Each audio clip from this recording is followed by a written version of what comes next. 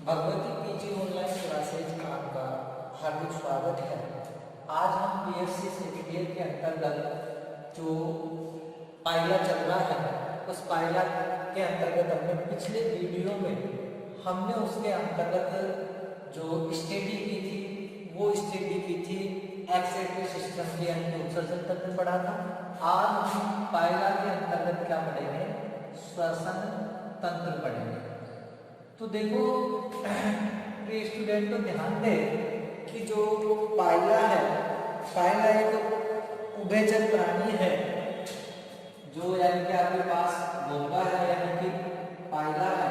ये पायला क्या है, एक उभयचर प्राणी है और उभयचर से कहने का मतलब है ये जलीय व स्थलीय दोनों आवासों के अंतर्गत पाया जाता है। तो इसके अंतर्गत जो श्वसन है उस श्वसन में भी क्या पाई जाएगी, द्विरूपता पाई जाएगी। द्विरूपता है वो पाई जाएगी। श्वसन के अंतर्गत क्या देखने को मिलेगी, आपको द्विरूपता है वो देखने को मिलेगी। तो देखिए इसका जो श्वसन है उस श्वसन में द्विरूपता से क्या है, द्विरूपता से यह है कि इसके अंतर्गत जो द्विरूपता, तो इसके अंतर्गत आपको जलीय श्वसन भी मिलेगा और एक स्थलीय श्वसन भी आपको मिलेगा, यानी कि एक्वाटिक श्वसन इसके अंतर्गत मिलेगा और एक आपको एरोबिक श्वसन है वो भी इसके अंतर्गत मिलेगा। लेकिन जब पायला जल में होता है तो जलीय श्वसन को संपन्न करता है और जैसे ही जल से बाहर आता है तो वो स्थलीय जो श्वसन है उसमें स्थलीय श्वसन करता है। अब पायला के अंतर्गत हम श्वसन की अगर हम बात करते हैं तो पायला में निम्न श्वसनांग होते हैं वो पाए जाते हैं। वो कौन कौन से श्वसनांग हैं पायला के अंतर्गत जो श्वसनांग पाए जाते हैं वो निम्न है।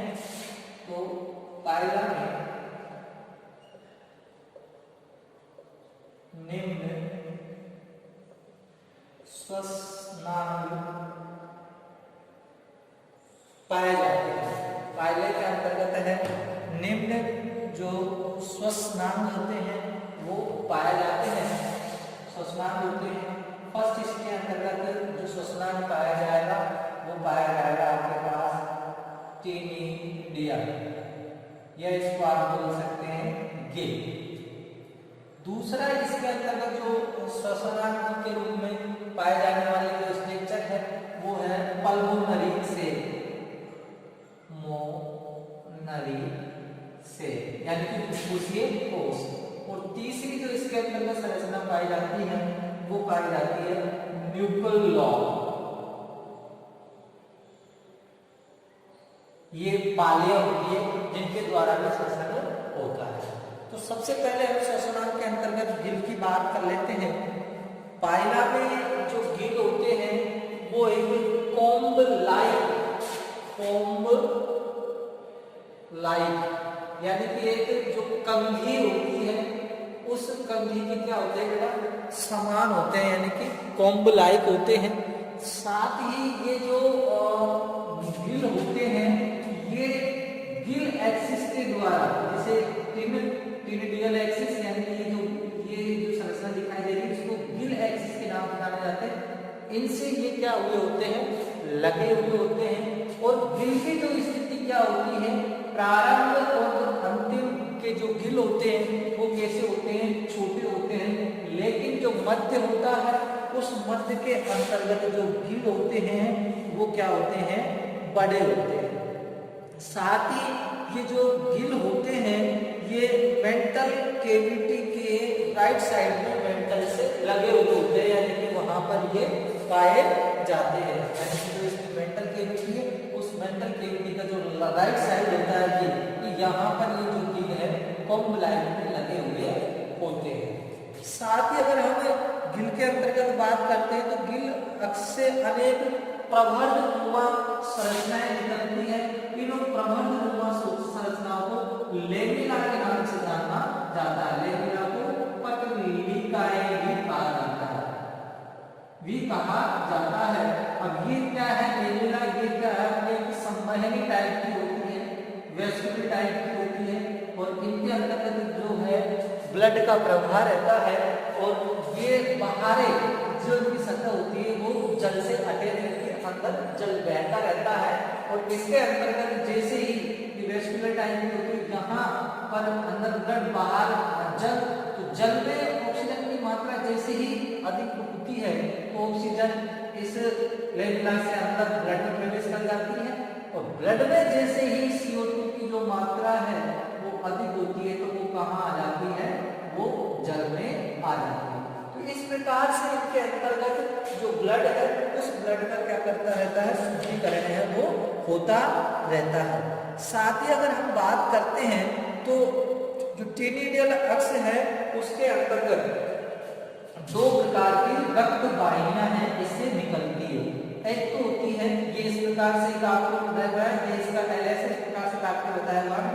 इससे मैं कह रहा हूं कि दो प्रकार की रक्त वाहिनियां इससे गुजरती है। एक तो होती है एफरेंट ब्लड वेसल, और ये वाली एफरेंट ब्लड वेसल, और दूसरी होती है efferent blood vessel, blood vessels.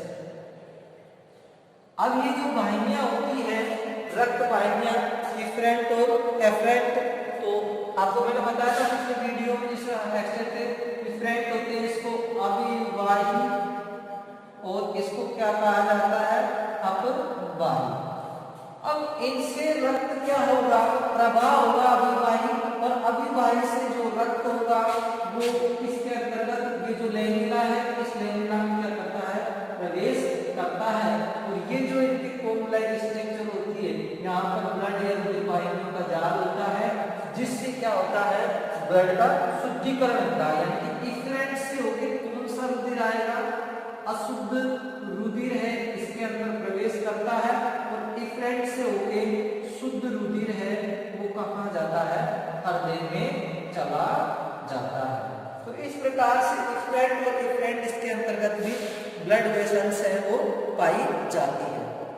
तो ये मैंने आपको दिखा रखा हूं, ये तो इसका क्या है, बाह्य रूप है, ये एक्सटर्नल व्यू है, और ये इसका इंटरनल व्यू है। वो एक्सटर्नल यानी कि बाह्य रूप से, और आंतरिक रूप से ये इसकी संरचना होती है। जैसे ही अब इनके बाद में इनमें क्या होता है कि पानी के संपर्क में रहते हैं, और इनसे जो जल धारा है ये इस प्रकार से प्रक्रिया होती है, और इनसे इस प्रकार से क्या होता है, वाटर फ्लो होता है। ये इस प्रकार से इनसे क्या होता है, वाटर फ्लो, मैंने जो लिख रखा है वाटर फ्लो से जैसे होता है, तो इनमें होकर अंदर क्या है, वाहिनियां होती है, वाहिनियों के संपर्क में क्या होता है, रुधिर, और रुधिर और जैसे जल का संपर्क होता है संवहनी टाइप से, तो उनसे CO2 होती है वो जल में चले जाती है, और जल से जो ऑक्सीजन होती है वो रुधिर में आ जाती है, और यहाँ से इफरेंट के द्वारा शुद्ध रुधिर है शरीर के विभिन्न भागों में पहुंचा दिया जाता है। उसके बाद में जैसे ही बात करते हैं तो histology of gill, histology of gill, Gill की हम ओतकी का अध्ययन करते हैं। तो गिल की ओतकी का जैसे ही आप अध्ययन करेंगे तो गिल की जो स्ट्रक्चर होती है वो हम LS के द्वारा हम इसका मतलब पता लगा सकते हैं। लॉन्गिट्यूडिनल सेक्शन काटेंगे इसका नंबर, और उस सेक्शन से जैसे ही हम सेक्शन काटते हैं तो हमको इस प्रकार की जो संरचना है वो दिखाई देती है, और जो गिल होता है वो एपिथेलियम सेल से मिलकर बना होता है। एपिथेलियम जो सेल होती है वो एपिथेलियम सेल से है जो मिलकर बना हुआ होता है। साथ ही इसके अंतर्गत दो प्रकार की एपिथेलियम जो सेल है वो पाई जाती है। एक तो इसके अंतर्गत सिलेटेड एपिथेलियम, और एक होती है नॉन सिलेटेड एपिथेलियम। यानी कि एक जो संरचना पाई जाएगी वो तो पाई जाएगी सिलेटेड एपिथेलियम सेल्स,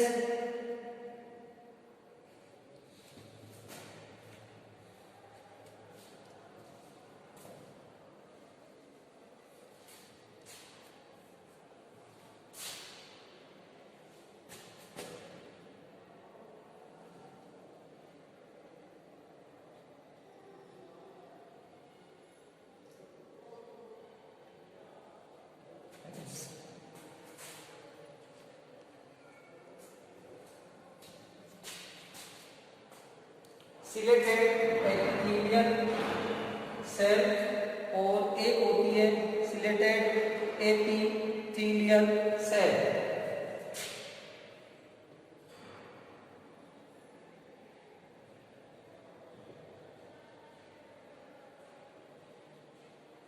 सिलेटेड हुई और इसके बाद में ये होती है नॉन सिलेटेड एपिथेलियल सेल। ये इसके अंतर्गत है जो पाए जाने वाली स्ट्रक्चर होती है। साथ ही अगर हम इसके बात करते हैं तो ये इसकी बेसमेंट मेम्ब्रेन होती है।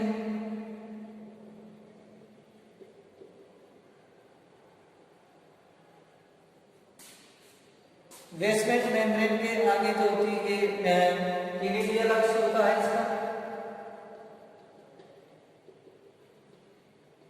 एक्सिस। अब हम इसको जैसे स्ट्रक्चर हिस्टोलॉजी का अध्ययन करते हैं तो आपको देखो इसमें क्रमशः दो प्रकार की जो सेल्स है देखने को मिलती है। एक तो मतलब सिलिकेट जिस पर क्या होते हैं पक्षमाव पाए जाते हैं और उसके जस्ट जो बाद में है वो नॉन सिलिकेट सेल पाए जाते हैं जिस पर क्या होते हैं पक्षमाव है वो नहीं पाए जाते हैं। साथ ही इनके मध्य में ग्रंथिल जो सेल्स होती है इनके मध्य में फिर ग्रंथिल जो सेल होगी उन ग्रंथिल सेल का क्या पाया जाता है इस पर पाया जाता है।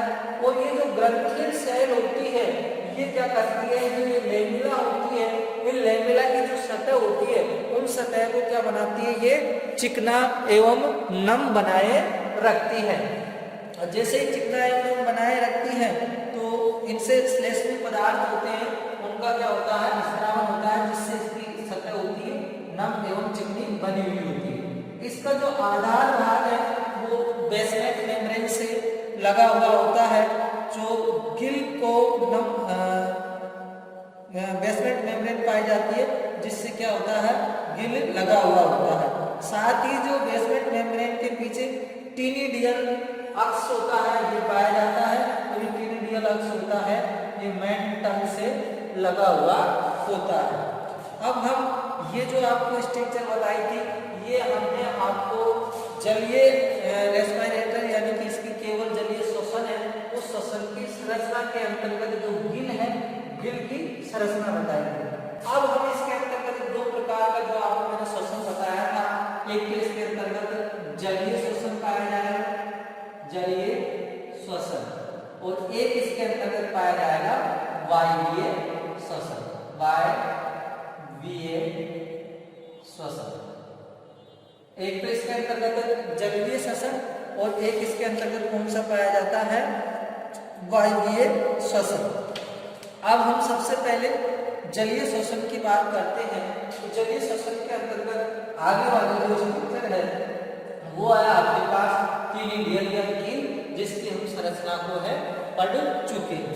तो देखो जलीय श्वसन के समय जब जलीय श्वसन यानी कि पायला जल के अंतर्गत होता है उस समय जो जल धारा होती है वो लेफ्ट न्यूक्ल लोब से होती हुई यानी कि ये यहाँ से क्या जाएगी जल धारा लेफ्ट न्यूक्ल लोब से होती हुई पल्मोनरी जो चैम्बर होता है ये क्या है आपके पास पल्मोनरी चैम्बर है। इस चैम्बर से होती हुई जल धारा होती है वो कहाँ जाती है ओस्टेरियडियम जिसे क्या कहा जाता है जलेशिका। अब इस जलेशिका के अंतर्गत क्या होता है जल का टेस्टिंग होता है जल का रासायनिक परीक्षण होता है यानी कि जल क्षारीय है अम्लीय है या उसकी पीएच कम है या अधिक है। एक और क्वेश्चन भी आता है जलेशिका का क्या कार्य है जलेशिका किसके अंतर्गत पाई जाती है पायला पाई जाती है और वाटर टेस्टिंग का कार्य ये करती है। अब जैसे ही हम इसको आगे बढ़ते हैं तो ओस्टेरियडियम से होता हुआ जलधारा एपिटेनिया से होते हुए ब्रैंकियल चैम्बर में प्रवेश करेगा जहां पर क्या होते हैं गिल पाया जाता है। यहाँ से जैसे ही जाएगा तो ये एपिटेनिया से जो होता हुआ यहाँ पर मैंने जो आपको मेंटल कैविटी बताई थी उस मेंटल कैविटी के अंतर्गत इसमें ब्रैंकियल जो चैम्बर होता है उस ब्रैंकियल चैम्बर के अंतर्गत वाटर है वो क्या कर जाएगा प्रवेश कर जाएगा और वाटर जैसे ही प्रवेश करेगा तो वहां पर क्या पाए जाते हैं, गिल पाए जाते हैं। और गिल की जो संरचना ये होती है, और गिल में किस प्रकार से क्या होता है, ब्लड का शुद्धिकरण होता है, यानी कि गिल में पहुंच जाता है। और गिल की प्रत्येक लेमिला से क्या है, वो मतलब वाटर है वो गुजरता है। और प्रत्येक लेमिला से जैसे ही वाटर गुजरता है तो उससे जो ब्लड में CO2 होती है वो तो पानी में डाल दी जाती है, और जो O2 होती है वो ब्लड में घोल दी जाती है। और जो घुलित या शुद्ध ऑक्सीजन होता है वो डिफरेंट ब्लड वेसल के द्वारा शरीर के विभिन्न भागों में पहुंचा दिया जाता है। वहां से वो किसको जाता है, हार्ट को जाता है।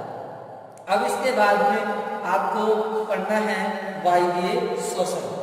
वायवीय श्वसन के लिए अपने जो डायग्राम है वो, यानी कि पायला जब किसी स्थिति में होता है, पायला जब पानी से बाहर या किनारे की जैसी ही स्थिति में होता है तो उस समय क्या है, वायवीय श्वसन है वो करता है। तो जलीय श्वसन आया समझ में, एक बार देख लेंगे। जलधारा लेफ्ट न्यूक्ल लोब से कहाँ जाती है, लेफ्ट न्यूक्ल लोब से पल्मोनरी चेंबर, पल्मोनरी जो चेंबर है वहां से वाटर टेस्टिंग के लिए कहाँ जाती है, जलेसिका ओस्मेरिडियम, और जलेसिका से एपिथेलिया से होती हुई वो कहाँ पर पहुंच जाती है, ब्रेंकियल चैम्बर। ब्रेंकियल चैम्बर से के बाद में वो कहाँ चली जाएगी, गिल, और गिल के अंतर्गत ब्लड का क्या हो जाता है, शुद्धिकरण। और उस प्रकार से ब्लड है शरीर के विभिन्न भागों में पहुंचा, यानी कि हार्ट और हार्ट से विभिन्न भागों में वो पहुंचा दिया जाता है। अब आपको हम बताने जा रहे हैं वायवीय श्वसन। तो वायवीय श्वसन के अंतर्गत क्या है, सिंपल है। वायवीय श्वसन में कुछ नहीं है कि आप क्या करेंगे, इधर ध्यान देंगे कि वही इसका ये क्या है, first tentacle,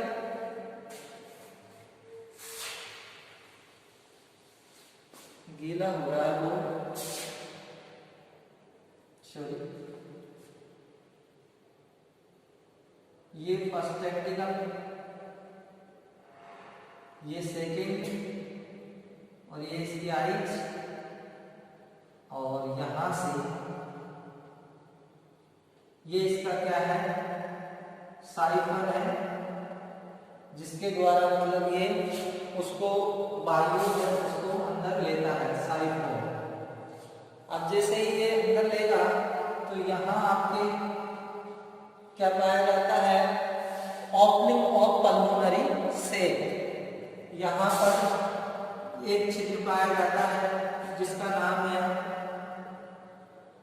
opening of pulmonary सेक। अब इस पल्मोनरी सेक है, इसके पूरे जो पल्मोनरी सेक होगा इसमें क्या पाया जाएगी, ब्लड वेसल्स पाए जाएंगे।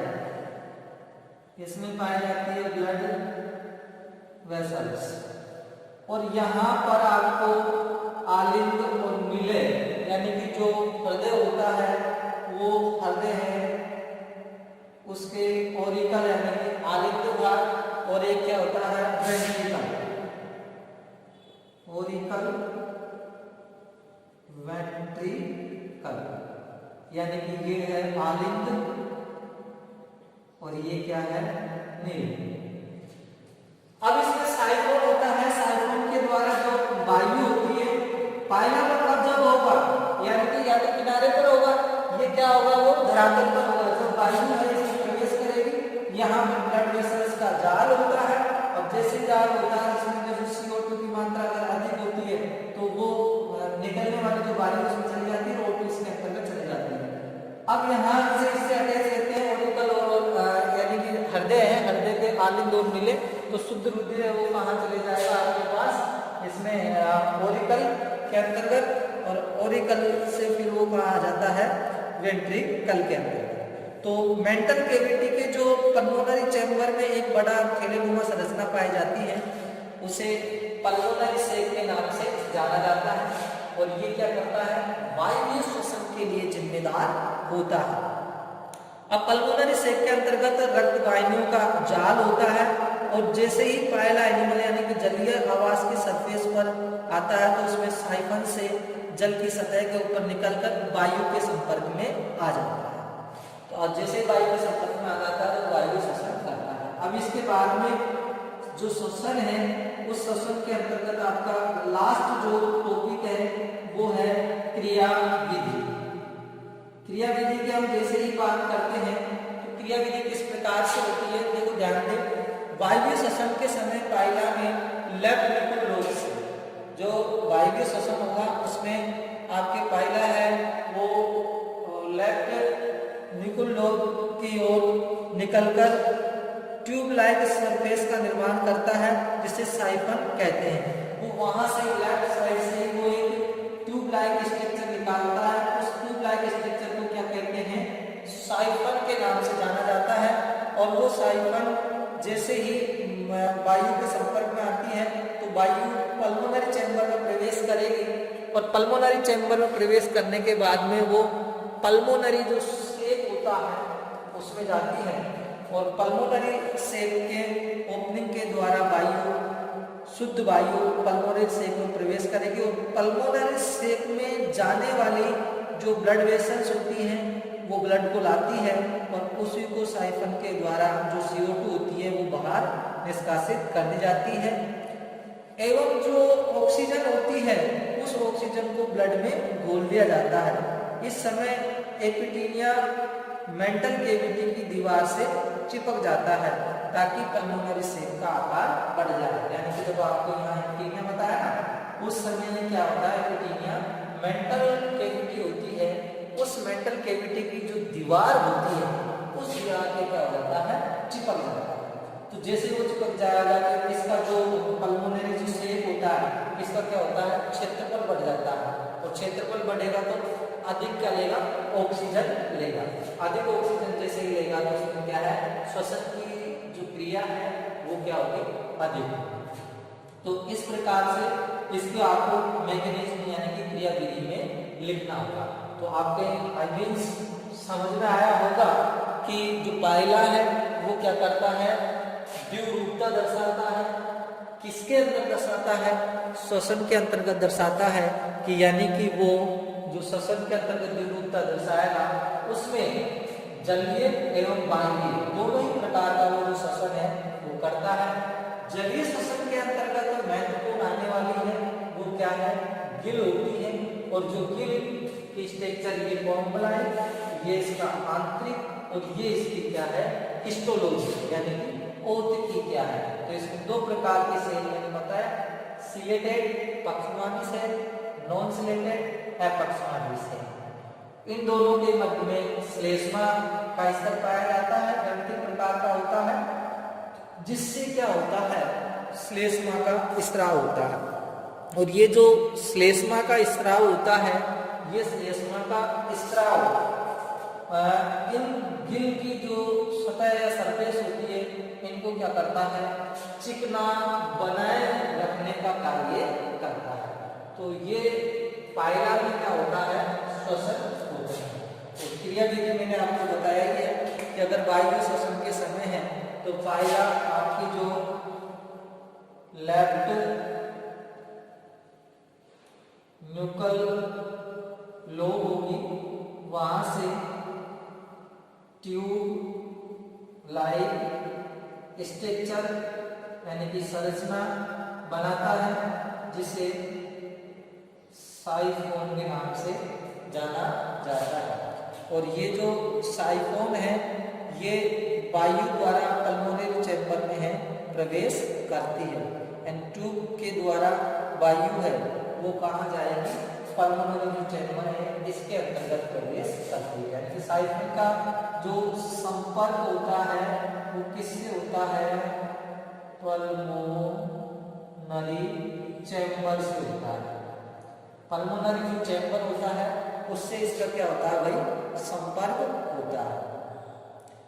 अब जहां से पल्मोनरी सेक की ओपनिंग के द्वारा शुद्ध वायु पल्मोनरी सेक में प्रवेश करती है तो पल्मोनरी सेक में जाने वाली जो ब्लड वेसल्स होती है पल्मोनरी में जैसी वायु प्रवेश करेगी तो इसके अंतर्गत जो जाने वाली ब्लड वेसल्स होती है वो क्या करती है, उसके अंतर्गत जो अशुद्ध ऑक्सीजन यानी कि CO2 होती है उसको पल्मोनरी सेक है, उस पल्मोनरी सेक की जो वायु है उसमें डाल देती है और जो ऑक्सीजन की जो मात्रा है वो ब्लड के अंदर खोल दी जाती है। तो इसके अंतर्गत भी वही संपर्क होता है, इसमें भी वही एफरेंट और इफरेंट ब्लड वेसल्स रहती है, वो पल्मोनरी चैम्बर में भी जाती है। और पल्मोनरी चैम्बर में भी जैसे एफरेंट जाएगी तो उसमें क्या है, अशुद्ध रुधिर रहेगा, और इफरेंट जो जाएगी उसके अंतर्गत क्या रहेगा, शुद्ध रुधिर रहेगा। तो इस प्रकार से हमारा जो रेस्पिरेटरी सिस्टम है वो पायला के अंतर्गत कंप्लीट होता है। नेक्स्ट हम इसके अंतर्गत जो पढ़ने वाले हैं वो पढ़ेंगे ब्लड सर्कुलेटरी सिस्टम, जो कि काफ़ी बड़ा है।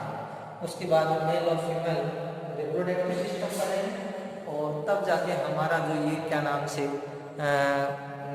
पायला का जो चैप्टर है वो कंप्लीट हो पाएगा।